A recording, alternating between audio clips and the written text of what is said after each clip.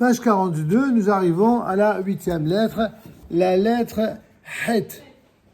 Alors sachez qu'en hébreu, il y a bien sûr des spécificités, des particularités à la langue hébraïque.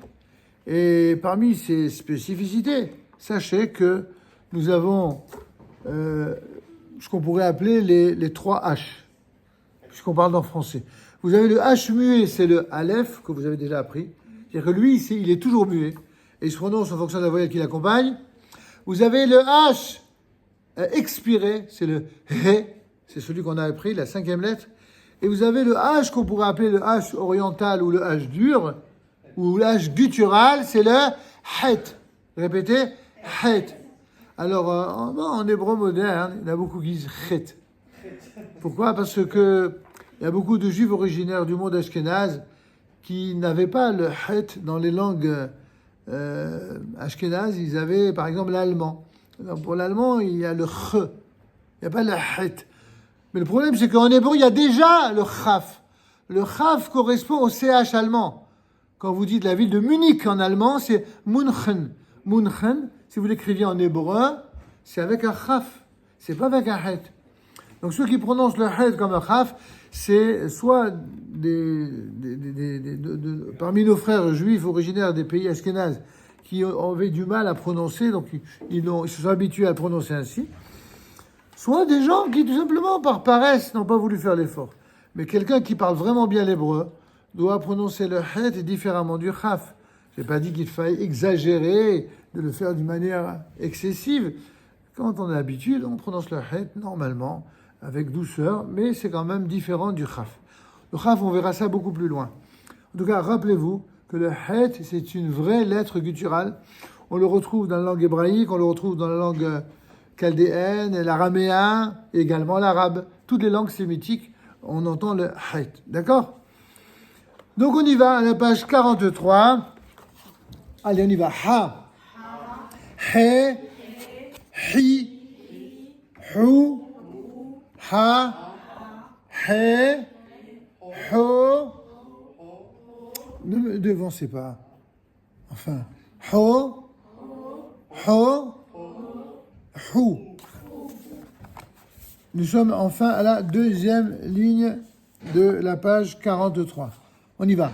He, Ha, He, Ho. Bien, alors maintenant, on peut passer à la lecture des mots suivants. La ligne numéro 3. Hagav. Répétez. Vous avez compris de quoi il s'agit ? Bravo. C'est une sauterelle. Ensuite, Hava. Qu'est-ce que c'est Hava ? Non.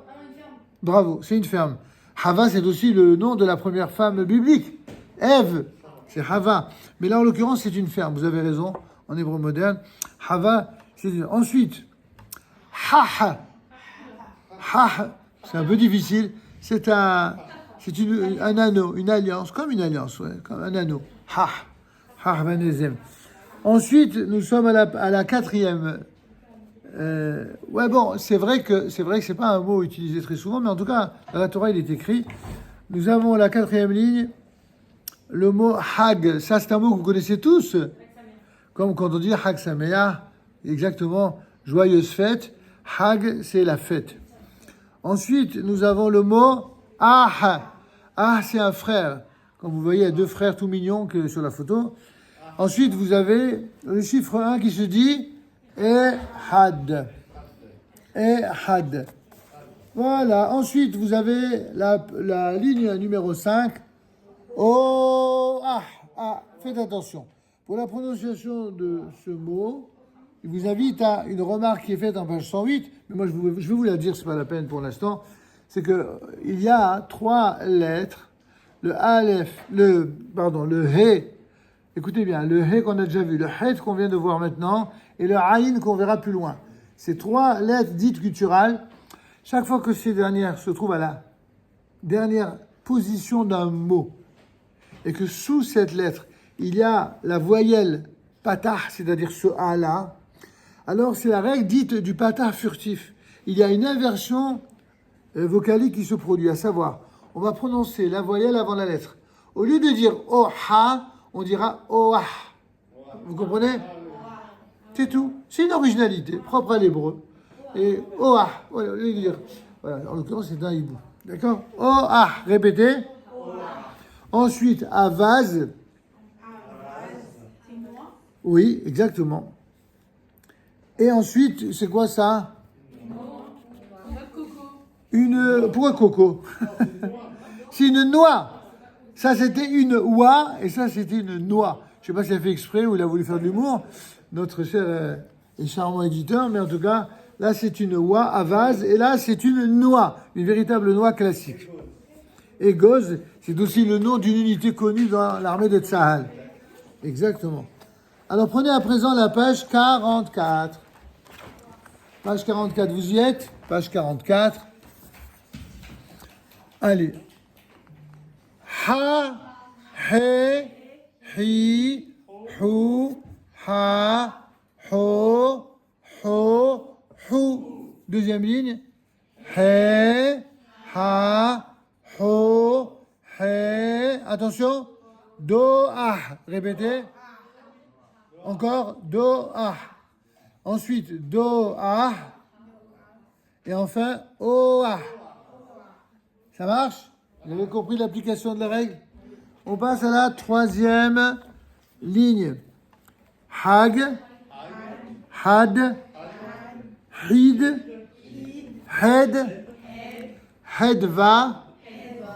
Hedva, c'est un synonyme de simcha, de rina, de joie. Hedva.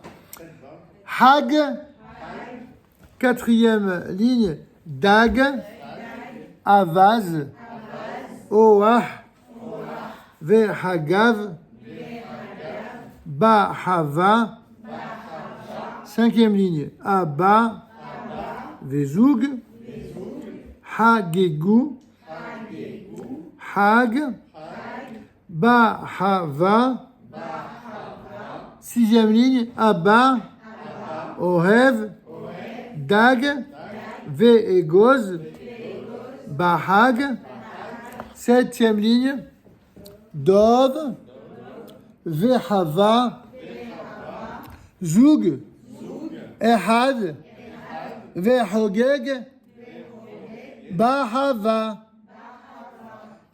Huitième ligne, Zeev, Ah, Hah, Ehad, Bezahav et Bahava.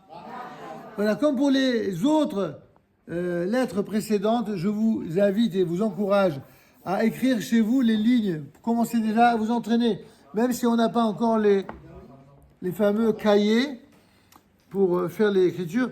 Vous avez déjà le loisir de le faire. Vous pouvez même faire des photocopies et vous amuser à en faire autant de fois que vous voulez.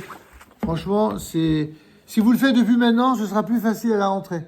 Croyez-moi. N'attendez pas ça vaut la peine. Faites des exercices, révisez. D'accord? Est-ce qu'il y a des questions là? Non? Alors, page 46, la lettre tête. On va en prendre la suite.